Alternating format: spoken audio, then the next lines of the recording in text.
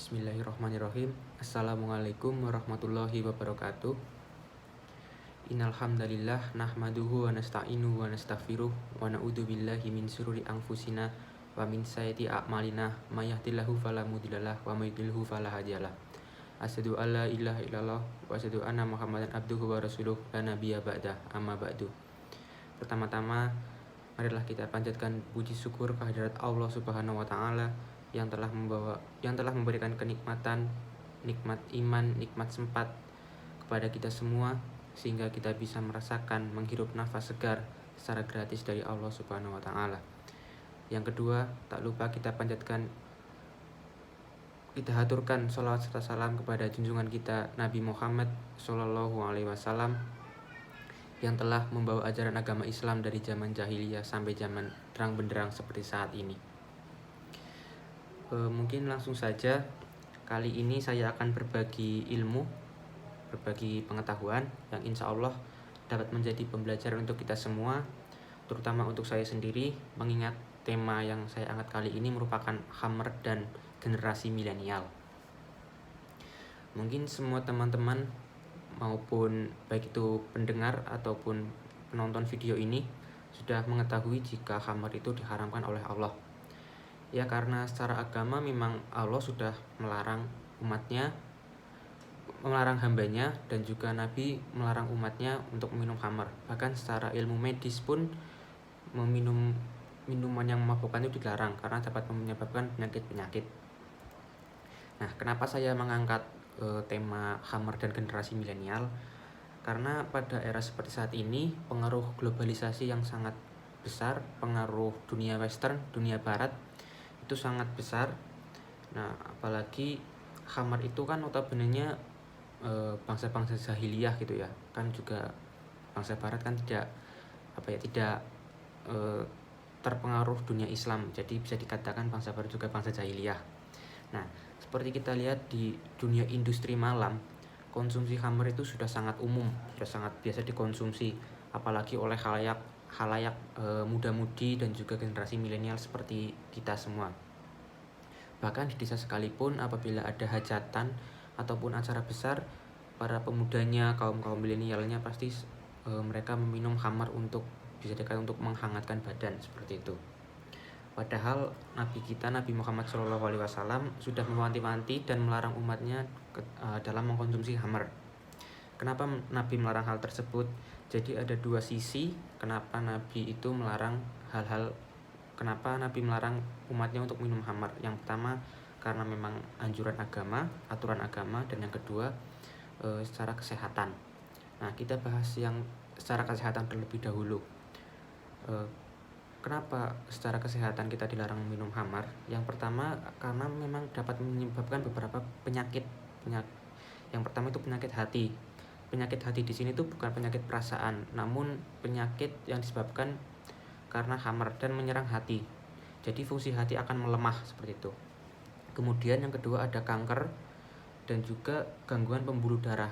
Nah, kalau sudah gangguan pembuluh darah seperti ini, kemungkinan besar akan menyebabkan kematian.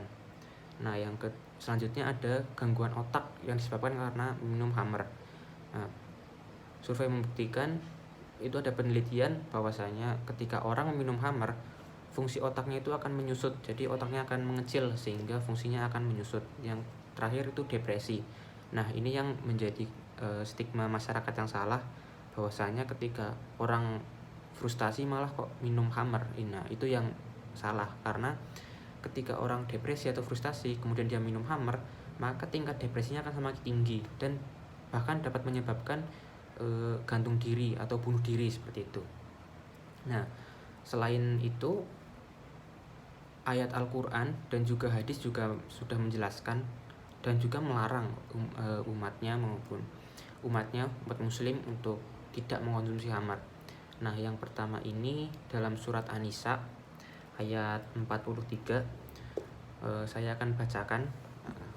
A'udzubillahi minasyaitonirrajim. Bismillahirrahmanirrahim.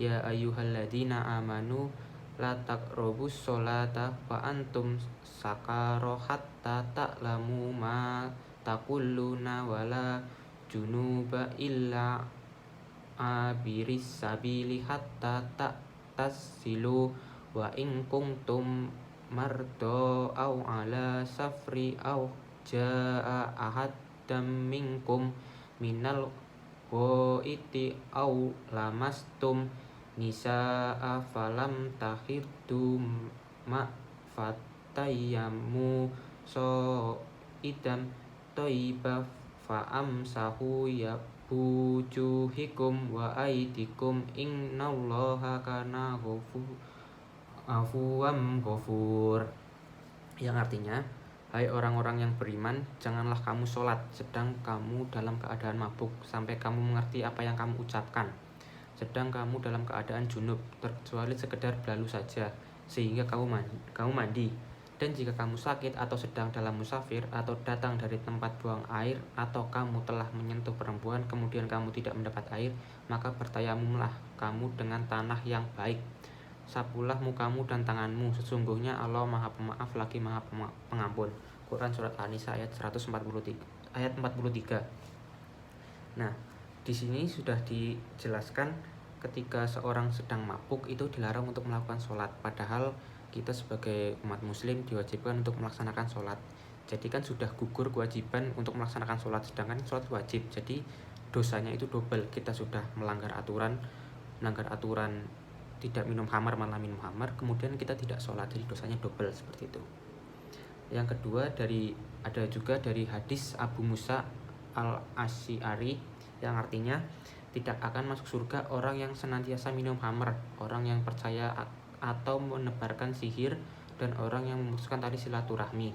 Barang siapa mati dalam keadaan minum khamar, maka Allah kelak akan memberinya minuman dari sungai Hutoh, yaitu air yang mengalir dari kemaluan para pelacur yang baunya sangat mengganggu para penghuni neraka. Diriwayatkan oleh Ahmad nomor hadis 4399, Al-Hakim 4-146, dan Ibnu Hibban 5346. Nah, jadi tadi sudah dijelaskan bahwasanya orang yang minum khamar ancamannya tidak akan masuk surga dan dia akan dimasukkan ke dalam neraka. Nah, itu sudah diwanti-wanti bahwasanya kita sebagai umat muslim dilarang untuk minum khamar. Nah, kemudian apabila ada pendapat yang menyatakan bahwa khamar atau jenisnya diperbolehkan dalam urusan medis atau pengobatan, itu masih menjadi perdebatan oleh beberapa ulama. Ada ulama yang menyatakan bahwasanya khamar diperbolehkan dengan catatan untuk pengobatan apabila tidak ada obat lain selain alkohol atau sejenisnya. Dan yang kedua, ada ulama yang berpendapat bahwasanya khamar itu memang mutlak dilarang meskipun itu untuk pengobatan, karena pada dasarnya ada obat lain selain khamar gitu. Nah, ini dijelaskan juga dalam surat Al-Baqarah ayat 219 yang akan saya bacakan. A'udzubillahi minasyaitonirrajim. Bismillahirrahmanirrahim. Yas'alunaka 'anil khamr wal maisir qul fihima isma kabirum wa manafil linasi wa ismuhuma akbar minal naf'iham wa yas'alunaka madza yunfikuna kullil afwa kadzalika yubayyinullahu lakumul ayati la'allakum tatafakkarun, yang artinya mereka bertanya kepadamu tentang khamar dan judi. Katakanlah, pada keduanya terdapat dosa yang besar dan beberapa manfaat bagi manusia, tetapi dosa keduanya lebih besar daripada manfaatnya. Dan mereka bertanya, demikianlah Allah menerangkan ayat-ayatnya kepadamu supaya kamu berpikir. Quran surat Al-Baqarah ayat 219. Nah, tadi kan sudah digarisbawahi ya, perlu digarisbawahi bahwasanya manfaat atau mudorot dari khamar itu lebih besar mudorotnya daripada manfaatnya. Jadi lebih baik kita menghindari khamar daripada kita mengkonsumsinya, karena memang sudah disebutkan di Al-Quran surat Al-Baqarah ayat 219 bahwasanya mudorotnya lebih banyak daripada manfaatnya.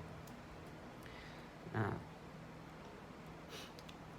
mungkin cukup sekian penjelasan atau sharing ilmu Di sini saya tidak bermaksud untuk menggurui karena saya juga sama-sama belajar dan masih perlu banyak belajar. Bila banyak salahnya mohon dimaafkan. Nun wal qalami wa ma yasturun fastabiqul khairat. Assalamualaikum warahmatullahi wabarakatuh.